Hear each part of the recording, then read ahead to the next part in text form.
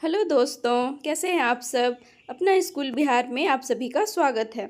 आज हम लोग एक नए पेपर को डिस्कस करेंगे जो BEDSB 101 है। इसका एग्ज़ाम सबसे पहले दिसंबर 2024 में हुई है। उसके पहले भी कभी नहीं हुई है और उसके बाद अभी जुलाई 2025 के सेशन में होने वाली है। कहने का मतलब है कि ये अभी जो होने वाली है ये सेकेंड टाइम ही इस पेपर का एग्ज़ाम होने वाली है। इसमें 100 अंक के प्रश्न पूछे जाते हैं और 5 प्रश्न करने होते हैं। चलिए अब हम लोग इस पेपर को देख लेते हैं कि 2024 में किस तरह के प्रश्न पूछे गए थे और इसी के आधार पर 2025 जुलाई सेशन में भी प्रश्न पूछे जाएंगे। तो इससे पहले कभी हुई नहीं एग्ज़ाम, बस एक ही बार हुई है, इसलिए ये अंदाज़ा लगाया जा सकता है कि जुलाई 2025 के सेशन का जो एग्ज़ाम है जिसका डेट है 10 जुलाई 2025 यानी कि कल, तो वो जो है प्रीवियस ईयर का 50% क्वेश्चन अभी के एग्ज़ाम में ज़रूर ही पूछा जाएगा, क्योंकि एग्ज़ाम कभी हुई नहीं, इसलिए ज़्यादा प्रश्न हमारे सामने बन नहीं पा रहे हैं। तो देखते हैं, हमारा पहला प्रश्न है, शिक्षा और मूल्यपरक शिक्षा के बीच संबंध की चर्चा कीजिए, मूल्योन्मुख शिक्षा की आवश्यकता का वर्णन कीजिए। अथवा में भी है, या तो आप ऊपर वाला प्रश्न करें या आप नीचे वाला प्रश्न करें। तो हम सारे प्रश्न को देखेंगे, जो अथवा में है और करके है वो भी देखेंगे। दोनों, मतलब कहने का मतलब है कि दोनों प्रश्न को देखेंगे। चलिए हम लोग पहला नंबर का शुरू करते हैं। ये सारे प्रश्न का मैंने ऊपर में पेज अटैच कर दिया है, उसके नीचे में आंसर लिखी हूँ। शिक्षा और मूल परक शिक्षा के बीच क्या संबंध है। तो पहले हम लोग ये समझते हैं कि शिक्षा किसको कहते हैं। तो शिक्षा का सामान्य अर्थ है ज्ञान, कौशल, आचरण एवं सोच का विकास करना। शिक्षा किस चीज़ का विकास करती है? हमारे ज्ञान। अगर हम शिक्षित हैं तो हमारे अंदर ज्ञान है, कौशल है, हम अपने सोच को विकसित कर सकते हैं शिक्षा की मदद से। शिक्षा का उद्देश्य केवल व्यक्ति को रोजगार के लिए तैयार करना नहीं है, बल्कि उसे एक अच्छा नागरिक भी बनाना है। शिक्षा का जो उद्देश्य है, उसका मेन मोटिव्स है, वो ये नहीं है कि सिर्फ कोई व्यक्ति रोजगार कर ले, कोई नौकरी कर ले। इसका मकसद ये भी है कि वो एक अच्छा देश का नागरिक बने। अब क्या है कि मूल्य परक शिक्षा, शिक्षा तो ठीक था, मूल्य परक शिक्षा की जरूरत क्यों पड़ी, मतलब वैल्यू एजुकेशन की। तो मूल्य परक शिक्षा का अर्थ है विद्यार्थियों में नैतिकता, आदर्श, सदाचार, सहानुभूति, करुणा, ईमानदारी जैसे मानवीय मूल्यों का विकास करना। शिक्षा तो सभी को दी जाती है, लेकिन मूल्य परक शिक्षा, उस शिक्षा का कुछ वैल्यू हो। तो उसमें क्या है कि बच्चों को जो है, क्योंकि हम लोग बच्चे से ही बड़े होते हैं, अगर बच्चे में नैतिकता, उस आदर्श, सहानुभूति, ईमानदारी, ये सब हम लोग अगर बच्चों को सिखाएंगे तो वो बड़े होकर के देश के अच्छे नागरिक ही बनेंगे। इसलिए मूल्य परक शिक्षा जरूरी है। आज के भौतिकवादी युग में केवल ज्ञान और तकनीक, कौशल पर्याप्त नहीं है। सही निर्णय लेने के लिए अच्छे संस्कार और नैतिक मूल्य भी आवश्यक है। यदि कोई व्यक्ति बहुत पढ़ा लिखा है, उसके तकनीकी ज्ञान उसके अंदर पर्याप्त है, लेकिन उसके अंदर संस्कार नहीं है, किसी का इज्जत करना नहीं जानता है, उसके अंदर क्या सही गलत क्या है, उसका डिसीजन लेने का क्षमता नहीं है, तो उसके अंदर क्या है, मानवीय मूल्य नहीं है। वो जो है मूल्य परक शिक्षा उसके अंदर नहीं है। भले ही वो एक अच्छा व्यक्ति हो, उसके अंदर बहुत कौशल हो, पर्याप्त कौशल हो, वो एक अच्छा रोजगार भी करता हो, लेकिन उसके अंदर नैतिकता नहीं मानी जाएगी। आगे देखते हैं, शिक्षा का मूल्य परक शिक्षा का गहरा संबंध। शिक्षा और मूल्य परक शिक्षा का संबंध क्या है? शिक्षा तभी पूर्ण मानी जाएगी जब उसमें नैतिक मूल्यों का समावेश हो।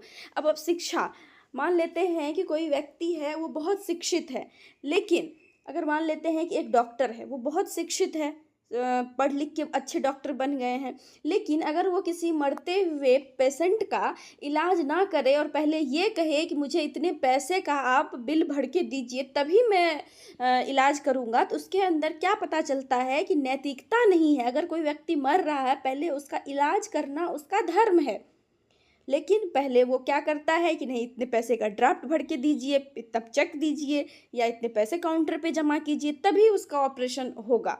तो ये क्या है, उसके अंदर ये नैतिकता नहीं है, नैतिक मूल्य नहीं है। अगला था उसके फर्स्ट क्वेश्चन का सेकंड पार्ट कि मूल्यपरक शिक्षा की आवश्यकता का वर्णन कीजिए। आवश्यकता क्यों है मूल्यपरक शिक्षा की? आज समाज में भ्रष्टाचार, अपराध, नैतिक पतन, पर्यावरणीय संकट जैसी अनेक समस्याएं हैं। क्यों ज़रूरत पड़ रही है नैतिक शिक्षा की, मूल्यपरक शिक्षा की? क्योंकि समाज में हर जगह, हर क्षेत्र में भ्रष्टाचार है। छोटे लेवल से लेकर बड़े लेवल तक में हर एक लेवल में भ्रष्टाचार है, अपराध है। लोग चोरी डकैती कर रहे हैं, भ्रष्टाचार कर रहे हैं, करप्शन कर रहे हैं, इससे पैसा ले रहे हैं, उससे पैसा ले रहे हैं, तब काम कर रहे हैं। तो ये सब क्या है? ये सब उसके अंदर नैतिक मूल्य की कमी है। इसलिए मूल्यपरक शिक्षा की आवश्यकता जरूरी है। इन समस्याओं का समाधान केवल कानून से नहीं हो सकता। इसके लिए प्रत्येक व्यक्ति में नैतिक मूल्यों का विकास आवश्यक है। अगर कोई व्यक्ति सिर्फ कानून पढ़ा है, या फिर कानून तो हमारे देश में है ही, इतने सारे कानून हैं, तो क्या भ्रष्टाचार नहीं हो रहा है? जरूर हो रहा है। तो इसीलिए सिर्फ कानून बनाने से नहीं होगा, व्यक्ति के अंदर, खुद के अंदर नैतिक मूल्य होना चाहिए, तभी हमारा जो देश है, वो हमारा समाज है, वो विकास कर सकता है। आगे देखते हैं। बच्चों को बचपन से ही सत्यनिष्ठा, सहयोग, शांति, सहिष्णुता जैसे गुण विकसित करना आवश्यक है। हमें बच्चों को बचपन से ही जो है सत्यनिष्ठा, मतलब उसको सही मार्ग पे चलने की शिक्षा देनी चाहिए, सहयोग की शिक्षा देनी चाहिए। जैसे कि हम लोग स्कूल में बच्चों को बोलते हैं कि साथ में मिल के कोई कार्य करो, प्रोजेक्ट करो या खेल कूद करो, तो वो साथ में मिल करके करने से उसमें सहयोग की भावना भी जागृत होती है।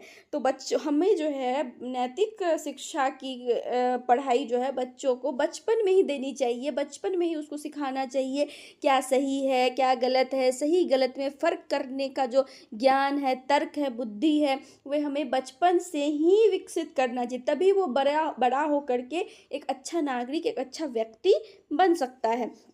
विद्यालय सबसे उपयुक्त स्थान है जहाँ शिक्षकों द्वारा बच्चों को नैतिक शिक्षा दी जाती है। ये तो है ही, सब विद्यालय में शिक्षकों के द्वारा बच्चों को ये सिखाया जाता है, उसे पढ़ाया जाता है। एक नैतिक शिक्षा की किताब भी आती है कि उसमें बहुत सारी कहानियाँ होती हैं और उसमें बच्चों को सही गलत क्या है, किसके साथ कैसा व्यवहार करना चाहिए, हमें भ्रष्टाचार नहीं करना चाहिए, किसी से लड़ाई झगड़े नहीं करनी चाहिए, गाली गलौज नहीं करनी चाहिए, ये सभी चीज़ें बच्चों को सिखाई जाती है। अब हम लोग निष्कर्ष देख लेते हैं कि इससे हमें पूरा जो पढ़े उसमें समझ में क्या आया। शिक्षा और मूल्यपरक शिक्षा का आपस में घनिष्ठ संबंध है। ठीक है, शिक्षा को केवल ज्ञान का हस्तांतरण न मानकर व्यक्तित्व के सर्वांगीण विकास का साधन माना जाना चाहिए। सही बात है। सिर्फ हम लोग ये नहीं शिक्षा लें कि हाँ हम पढ़ लिए तो हमको आ गया, एक व्यक्ति से हम अपने अंदर नॉलेज को ले लिए, नॉलेज का, ज्ञान का हस्तांतरण हो गया तो हम एक महान व्यक्ति बन गए। नहीं, हमारे अंदर सभी गुण होना चाहिए, नैतिकता की भी गुण होनी चाहिए, सभी तरह के गुण होने चाहिए, तभी जो है हमारा सर्वांगीण विकास हो सकता है। इसलिए आधुनिक शिक्षा पद्धति में नैतिक शिक्षा को अनिवार्य स्थान दिया जा रहा है। चलिए, दूसरा प्रश्न है कि लोकतंत्र के सिद्धांत था कि लोकतंत्र के सिद्धांत का वर्णन कीजिए। तो लोकतंत्र का सिद्धांत क्या है? सबसे पहले हम लोग ये देखेंगे कि हमारा देश तो लोकतांत्रिक देश है। तो उसमें क्या है कि हम लोग जनता है, फिर उसके ऊपर के लेवल का सरकार है, फिर उसके ऊपर के लेवल का सरकार है, फिर क्या है, केंद्र सरकार है। तो हमारा पहला पॉइंट क्या है? जनसत्ता। जनसत्ता को हम लोग देखते हैं कि क्या है। लोकतंत्र में सत्ता का सर्वोच्च स्रोत जनता है। ये तो हम लोग जानते हैं कि लोकतंत्र में जो है, लोकतंत्र का केंद्र में कौन है? जनता, हम लोग। तो क्या है, लोकतंत्र में सत्ता का सर्वोच्च स्रोत जनता होती है। जनता द्वारा, जनता के लिए, जनता का शासन ही लोकतंत्र का मूल मंत्र है। जनता के द्वारा, ठीक है, जनता के लिए, जनता का शासन। लोकतंत्र में तो यही होता है। हम लोग क्या करते हैं कि अपने तरफ से एक प्रतिनिधि को चुनते हैं, तो क्या है, वो जनता के द्वारा चुना गया है और जनता के लिए, जनता के कार्य करने के लिए ही चुना गया है और वो जनता पे शासन करता है। तो क्या है, लोकतंत्र का यही मूल मंत्र है, जनता द्वारा, जनता के लिए, जनता का शासन। दूसरा पॉइंट है समानता। इक्वालिटी, लोकतंत्र में सभी नागरिक कानून की दृष्टि से समान है। सही बात है, किसी के साथ कोई ऐसा नहीं है, किसी व्यक्ति को ज़्यादा छूट दी हुई है, किसी को कम छूट दी हुई है। सभी व्यक्ति कानून की नज़र में एक समान है। कोई अपराध अगर बहुत अमीर व्यक्ति है या बहुत अच्छा है, बहुत पैसे वाला है, अगर वो कोई गलत कानून मतलब कोई अपराध करे तो उसको छोड़ दिया जाएगा, ऐसा बिल्कुल भी नहीं है। बगैर रंग रूप जाति अमीरी गरीबी देखे कानून जो है सभी के लिए बराबर है। किसी भी नागरिक के साथ धर्म, जाति, रंग, लिंग आदि के आधार पर भेदभाव नहीं किया जाता है। अभी मैं तुरंत बताई कि जाति, धर्म, लिंग किसी के भी आधार पे बिना भेदभाव किए सबके लिए कानून जो है वो बराबर है। तीसरा पॉइंट है स्वतंत्रता। लोकतांत्रिक व्यवस्था में व्यक्तियों को अभिव्यक्ति की स्वतंत्रता, विचारों की स्वतंत्रता, धर्म की स्वतंत्रता आदि प्राप्त होती है। तो क्या है स्वतंत्र, हमारे लोकतंत्र में क्या है? अभिव्यक्ति की स्वतंत्रता, ठीक है, विचारों की स्वतंत्रता। हम लोग अपना विचार एक दूसरे से शेयर कर सकते हैं। हम लोग इच्छा, अपने अंदर जो भी इच्छा है, अभिव्यक्ति है, वो हम लोग जाहिर कर सकते हैं। धर्म की स्वतंत्रता, हम अपने किसी भी धर्म को अपनाने की स्वतंत्रता है कि हम जो भी धर्म में कंफर्टेबल है हम उस धर्म को अपना सकते हैं। ऐसा कुछ नहीं है कि हम हिंदू हैं तो हम सिख नहीं बन सकते हैं, हम ईसाई नहीं बन सकते हैं। तो क्या है, हमें स्वतंत्रता दी हुई है। चौथा पॉइंट है कानून का शासन। सभी नागरिकों और शासकों के लिए एक समान कानून लागू होता है। ठीक है, सभी नागरिक और शासकों के लिए भी एक समान कानून है। कोई भी व्यक्ति कानून से ऊपर नहीं है, चाहे कोई भी रंग रूप जाति धर्म अमीर गरीब कोई भी हो, वो कानून से ऊपर नहीं है। चाहे वो सलमान खान हो या एक खेत में काम करने वाला मजदूर हो, दोनों के लिए कानून बराबर है। पांचवा पॉइंट है बहुमत का शासन और अल्पसंख्यक के अधिकारों का संरक्षण। निर्णय बहुमत के आधार पर लिए जाते हैं, लेकिन अल्पसंख्यक वर्ग के अधिकारों की भी रक्षा की जाती है। क्या होता है, सांसद में कोई भी बिल, कोई भी एक्ट पास होता है तो उसमें क्या है, जिस चीज़ की बहुमत सबसे अधिक है वो बिल पास होता है, लेकिन उसमें ध्यान ये रखा जाता है कि अल्पसंख्यक का जो अल्पसंख्यक वर्ग के लोग हैं उसके अधिकार का भी हनन न हो, उसके अधिकारों की भी रक्षा हो। अगला पॉइंट है न्यायपालिका की स्वतंत्रता। न्यायालय स्वतंत्र और निष्पक्ष होते हैं ताकि नागरिकों के अधिकारों की रक्षा कर सके। न्यायपालिका में क्या होता है, हम लोग जाते हैं और कोर्ट थाना, फिर क्या होता है, हमारा जो मुद्दा होता है वो सुना जाता है और बिना कोई पक्षपात के जो न्यायपालिका होते हैं वो हमें अपना राय सुनाते हैं और कोई उसमें भेदभाव नहीं होता है। निष्पक्ष और स्वतंत्र रूप से सभी नागरिकों के अधिकारों की रक्षा करते हैं। अगला है मौलिक अधिकारों की सुरक्षा। लोकतांत्रिक देश में नागरिकों को संविधान द्वारा कुछ मूल अधिकार प्रदान किए जाते हैं। मौलिक अधिकार, कितने मौलिक अधिकार है हमारे देश में? 6 मौलिक अधिकार है। स्वतंत्रता का अधिकार, समानता का अधिकार, धार्मिक स्वतंत्रता का अधिकार, शिक्षा एवं संस्कृति का अधिकार, संवैधानिक उपचारों का अधिकार। इस तरह से 6 हमारा संवैधानिक अधिकार है, मौलिक अधिकार है जो हमें जनता को दिया हुआ है। अगला है उत्तरदायी शासन। सरकार जनता के प्रति जवाबदेह होती है। यदि सरकार सही ढंग से कार्य नहीं करती तो जनता उसे चुनाव के माध्यम से बदल सकता है। सब कुछ जनता के हाथ में है। अगर सरकार अच्छे से काम नहीं कर रहा है तो आने वाले अगले 5 वर्ष के बाद वो सरकार को हम लोग बदल देंगे। इसका संक्षेप में देख लेते हैं, इसका उत्तर क्या होगा। क्या लोकतंत्र का उद्देश्य एक ऐसा शासन है जहां जनता सर्वोच्च हो, सभी समान हो, स्वतंत्र हो, कानून का शासन हो और हर व्यक्ति के अधिकारों की रक्षा हो। ठीक है, अगला प्रश्न देखते हैं। भारतीय संस्कृति में अंतर्निहित मूल्य, कि हमारा जो भारतीय संस्कृति है उसमें क्या मूल्य है, क्या उसके अंदर अंतर्निहित मूल्य है, देखते हैं। भारतीय संस्कृति प्राचीन काल से ही मानव जीवन का श्रेष्ठ आदर्शों और मूल्यों को महत्व देती आई है। हम लोग जानते हैं कि भारत की संस्कृति जो है ना, बहुत प्राचीन काल से ही एक श्रेष्ठ संस्कृति के रूप में जानी जाती है। इसमें ऐसे अनेक मूल्य अंतर्निहित है जो आज भी प्रासंगिक है, जैसे कि आध्यात्मिकता, स्पिरिचुअलिटी। भारतीय संस्कृति मूल्यतः आध्यात्मिक प्रकृति की है। आत्मा, परमात्मा, मोक्ष जैसे सिद्धांत भारतीय दर्शन के मूल हैं।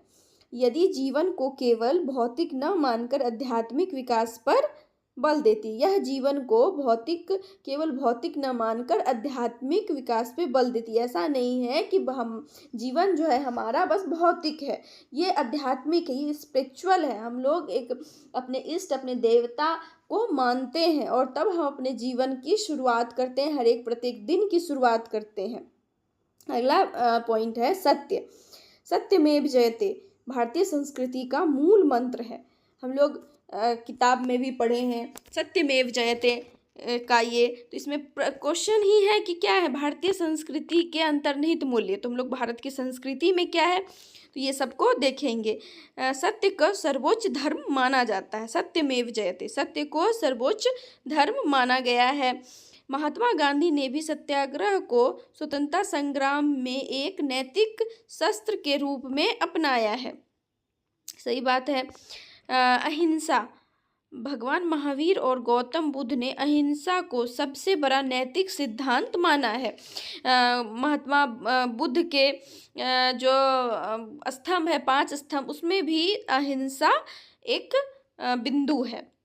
तो वो लोग भी जो है सबसे बड़ा मूल्य नैतिकता को माना है। दूसरों को शारीरिक, मानसिक या वाणी द्वारा कष्ट न पहुंचाना, यही इसका सार है। क्या है कि किसी दूसरे को शारीरिक, मानसिक या वाणी, ऐसा नहीं किसी को मारे पीटे या उसको मानसिक रूप से परेशान करे या उसको कुछ इस तरह का शब्द बोल दे अपनी वाणी से कि उसको कष्ट पहुंचे। अगला है सहिष्णुता।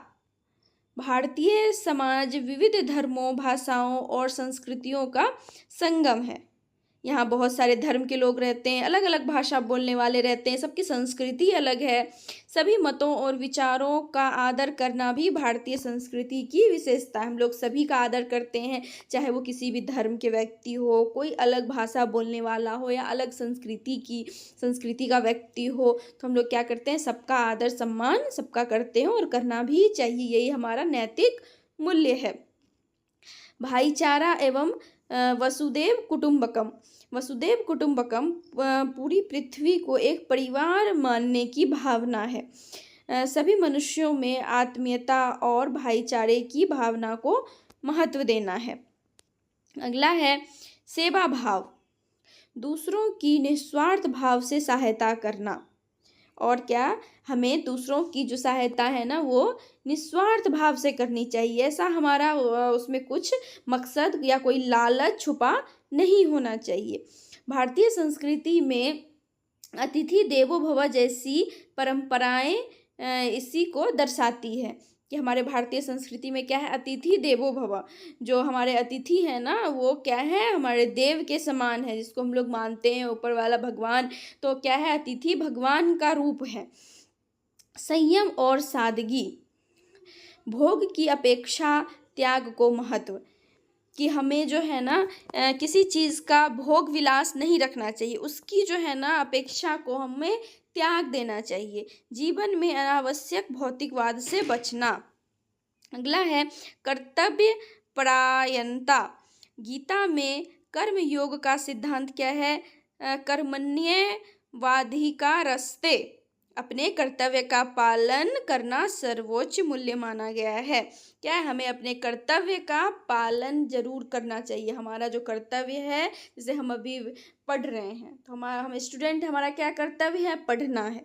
तो उस कर्तव्य को हमें सर्वोच्च मूल्य देना चाहिए, एक वैल्यू देनी चाहिए कि अभी हम स्टूडेंट हैं तो अभी हम पढ़ाई करें, पढ़ाई करना ही हमारा धर्म है, हमारा कर्तव्य है।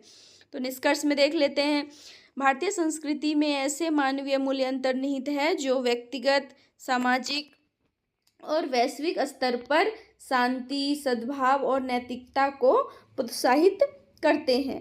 इन्हीं मूल्यों के कारण भारतीय संस्कृति आज भी विश्व में अद्वितीय मानी जाती है। मतलब आइडेंटिकल है। हमारा जो भारतीय संस्कृति है वो पूरे विश्व में जो है ना अद्वितीय है, कि हमारे जैसा कोई द्वितीय नहीं है, हम लोग आइडेंटिकल हैं। अगला प्रश्न है, अच्छा शब्द का अर्थ क्या है? अच्छा शब्द हम लोग किसके लिए प्रयोग करते हैं, उसका मतलब क्या है? तो अच्छा का सामान्य अर्थ है शुद्ध, हितकारी, सद्गुण से युक्त और कल्याणकारी। ठीक है।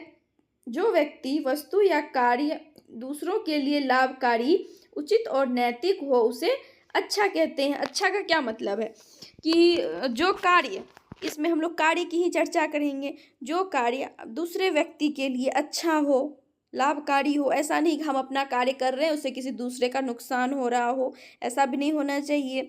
वो क्या है, उचित हो, लाभकारी हो और नैतिक हो। और नैतिक नहीं हो, किसी का नुकसान नहीं होना चाहिए उससे। जैसे अच्छा व्यवहार करना, अच्छा आचरण करना, अच्छा जीवन जीना, ये सब क्या है, ये नैतिक मूल्य है। और ये क्या है, अच्छा नैतिक मूल्य है। इसको हम लोग अच्छा व्यवहार, अच्छा व्यवहार क्या है, खराब और अच्छा दोनों हो सकता है, लेकिन यहाँ पे क्या है कि अच्छा शब्द के बारे में हमें पूछा है, तो अच्छा व्यवहार करना, अच्छा आचरण, अच्छा जीवन व्यतीत करना, अच्छा रोजगार करना। रोजगार भी गलत तरीके का रोजगार भी हो सकता है, तो ये क्या है, अच्छे तरीके से हम अपने जीवन का निर्वाह करना। उदाहरण के तौर पे अच्छा मित्र जो सच्चा और सहयोगी हो। ठीक है। मित्र को हम लोग क्या, अच्छा मित्र किसको कहेंगे, जो सच्चा हो और हमें समय पे काम आए, मदद करे। अच्छा विद्यार्थी जो अनुशासित हो, मेहनती हो और ईमानदार हो, उसको हम लोग क्या कहेंगे, अच्छा व्यक्ति, अच्छा विद्यार्थी है। उसी में दूसरा पॉइंट था, आत्मनियंत्रण क्या है? आत्मनियंत्रण, सेल्फ कंट्रोल, अपने मन, इंद्रियों और इच्छाओं को नियंत्रित करना ही आत्मनियंत्रण है। इसका मतलब अपनी भावना, क्रोध, लालच, ईर्ष्या आदि पर काबू रखना। क्या है, बोलते हैं self control, controlling power. Self control हमारे अंदर कितनी है, अपने मन अगर कोई मुझे गुस्सा दिला रहा है लेकिन फिर भी मैं उस पर गुस्सा नहीं कर रही हूँ, चुप हूँ, सुन रही हूँ कि उस समय आने पे उसको जवाब अपने आप मिल जाएगा, तो वो क्या है, सेल्फ कंट्रोल है। हम अपने मन पे, अपने इंद्रियों पे, अपनी इच्छाओं पे नियंत्रण रखते हैं। अपने क्रोध, अपनी भावना, लालच, इस सब पे कंट्रोल रखना ही आत्म नियंत्रण है। आगे देखते हैं, यह एक महत्वपूर्ण नैतिक गुण है। ये क्या है, नैतिक गुण तो है सेल्फ कंट्रोल, जिससे व्यक्ति गलत कामों से बचता है, गलत कार्य करने से बचता है। अपने क्रोध पे नियंत्रण रखना चाहिए। ऐसा नहीं कोई हमें कुछ बात बोल दिया तब हम उससे लड़ने लग जाएं, तो वो क्या है, नैतिक मूल्य में नहीं आएगा। उदाहरण क्या है, गुस्से आने पर भी संयम रखना, ये क्या है, आत्मनियंत्रण है। जरूरत से ज़्यादा खाने या बोलने से बचना। ऐसा नहीं है कि अब कोई कुछ बोल दिया तो हम उस पर बोल रहे हैं, बोले ही जा रहे हैं, और कोई सामने वाला मेरी बात पे ध्यान नहीं दे रहा है, तो वैसा हम लोग नहीं करेंगे। हम लोग क्या है, अपने अंदर आत्म नियंत्रण रखेंगे, सेल्फ कंट्रोल रखेंगे। अब क्या है कि शब्द और क्या इसका अर्थ है। अच्छा, अच्छा शब्द का क्या अर्थ है, शुद्ध, सद्गुणों से युक्त, हितकारी और आत्मनियंत्रण, अपनी इच्छाओं, इंद्रियों और व्यवहारों पर नियंत्रण रखना, ये क्या है, आत्मनियंत्रण है। तो इसका संक्षेप में हम लोग देख लिए। अब इससे ज़्यादा करने पे जो है वीडियो बहुत लंबा हो जाएगा, आप लोग भी देखने में बोर हो जाएंगे। तो इसके नेक्स्ट पार्ट में जल्द ही मिलते हैं आपसे, इसके नेक्स्ट पार्ट में, जिसमें कि 5 से लेकर के 8-9 नंबर तक क्वेश्चन है, वो मैं कर दूंगी। क्योंकि इस प्रीवियस ईयर क्वेश्चन से ना 50% क्वेश्चन आपके पक्के ही पूछे जाएंगे और इसी से मिला जुला के आपका हो जाएगा। इसलिए अगले वीडियो में ज़रूर आइए। तब तक के लिए पढ़ाई कीजिए। धन्यवाद।